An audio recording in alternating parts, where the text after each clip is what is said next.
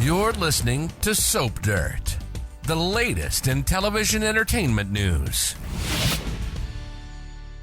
Hey, Young and the Restless fans, we have got some spoilers for next week, including Cole Howard being on his deathbed and Adam Newman going to extremes to stop a bad thing from happening to his family. We've also got scoop on Kane's secret weapon and Devon's darkest fears. It's Belinda from Soap Dirt, and we've got your latest Y&R spoilers for the week of June 30th and some info on holiday preemptions for this CBS soap. And hey, please click subscribe if you're not following us. Let's dive right in. So we are wrapping up this week with Victor, Nikki, Billy, and the gang stuck in France because of the storm, but it looks like they're all going to be back home, including Cane, next week at some point. So Josh Morrow promised us a murder mystery. He didn't say if it was going to be in Genoa City or in France, but he said it was coming. So we'll see where it manifests. It's looking now like it's going to be back in their hometown. So as this week on Y&R wraps up, Victor and Nikki are irritated because they can't leave Cane's French estate. And Victor is worried that Cane may have a plan B for getting a hold of Chancellor Industries and that they are being kept there sequestered for a reason. All true. Nikki's worried about Cane wanting Lily and Devon's sister still wanting revenge for her and Victor doing Lily dirty when they snatched Chancellor. But Sharon talked them down off that and says, no, Lily doesn't want anything to do with Cane, so that's off the table, not on the roster of concerns. It is painfully clear Lily despises Cane, and she even kissed Damian at the end of the week to send a clear message to her ex that she's moved on. And actually what's really funny is that they are doing retcon stuff in the dialogue. If you listen on Friday's episode, when Cane is talking to Lily about a reconciliation, and she's talking about how they are not the young kids they used to be. What? She was 18 and he was like 30 or 31 when they were getting together. So they are trying to like dial it back because Billy Flynn is significantly younger than Daniel Goddard. You know, maybe when he lost that Australian accent, he lost years, but they're definitely trying to restructure history when I think it'd be better if they just didn't mention it instead of contradicting it. Anyway, Victor is also worried that Jack might team up with Cane against him, but Nikki thinks Diane is more likely to do that. Meanwhile, Phyllis is talking out of her backside, telling the Newmans that she's in on this big opportunity with Cane and how they're going to be working together, blah, blah, typical Phyllis nonsense. Although I do think it's going to manifest. It's just that she's making it up right now. Cane also tells both Victor and Nick that, you know, he made the offer to buy Chancellor. Victor turned him down, so that's that. It's cool, no problem. They can relax. Not true. Meanwhile, next week, Cane is back in Genoa City and meeting with his real co-conspirator, who is not Phyllis. Cane did an end run and he fired Damian and then made a side deal with Holden. And he's the one who's been buying up all the real estate around the Newman and Abbott business holdings for some nefarious reason. Cane wanted Holden doing it, so his name's not on it. And Cane is asking Holden next week if anybody suspects what's going on. And he says, no, they're in the clear. That's not quite accurate because Adam has figured out after doing some digging that somebody's buying up all that real estate. He tells Chelsea he's got to go tell Victor.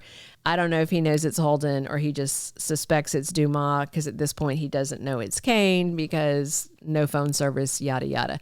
So Adam's got to go tell Victor because nobody in the Newman family is answering his calls.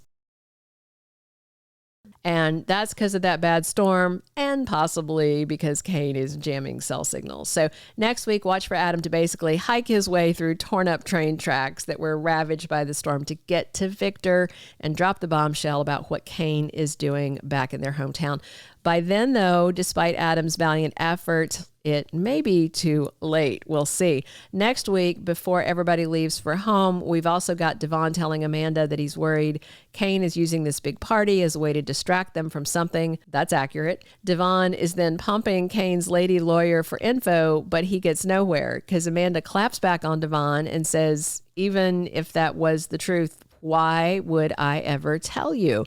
Amanda walked in on Devon banging Abby in their living room, and Abby's husband Chance was with her, so they both got an eyeful. So yeah, Devon's right to be worried because Amanda hates him and has Kane's ear and doesn't like Abby. And, Kane has given Amanda the means to clap back on him if she wants to.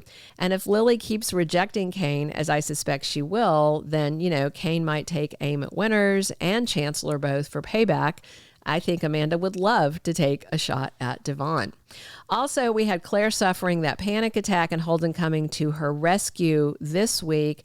And they're doing some bonding, and I think that's foreshadowing who Claire is going to turn to if Kyle does a bad thing and does that bad girl Audra in France. So next week, we've got more on Claire. She and Victoria head back to Chicago to see Cole Howard, who is battling Legionnaire's disease. He's happy to see Victoria and Claire again and was afraid they wouldn't make it back in time. What he means by that is he thinks he is dying. Cole is glad that they're there to say goodbye before he kicks the bucket. For the record, out of curiosity, I looked up to see how fatal Legionnaire's disease is. Not very. It's very treatable. It's got like a 90 to 95% survivability rate in somebody Cole's age who's basically healthy. And even among high-risk individuals that are older or have comorbidities, it's like 70 to 80% survivable. So if Claire's dad kicks the bucket, it would be against the odds, but it's Y&R. I'm not entirely sure they know how to spell Google up in the writer's room to check stuff out before they put it in scripts.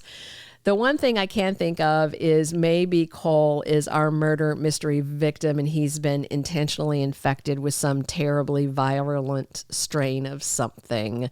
I don't know why people would pick on Cole, though, because I'm also wondering if Chance is going to be the one to get a dirt nap because Connor Floyd quit Y&R, and I don't know why they would recast the role of Chance Chancellor because they barely use him anymore in storylines. It seems like that would be kind of a waste of budgetary resources. And also, so Friday is July 4th, the Independence Day holiday. It's a complete and total toss-up of whether we get a new or a rerun episode of Young and the Restless. Last year, 2024, it was brand new on July 4th, but most years before that, because I was thinking it wasn't new, that it was typically a rerun, and I dived back in just to double check looking at recaps, and sure enough, it's almost always an encore. So it's very important that you check your DVR, late Friday on Saturday, and if it is a rerun, delete it, or your Monday episode might not record because they encode it with the episode number and the season number, and if you already have one sitting on your DVR with that info, it won't record the next one.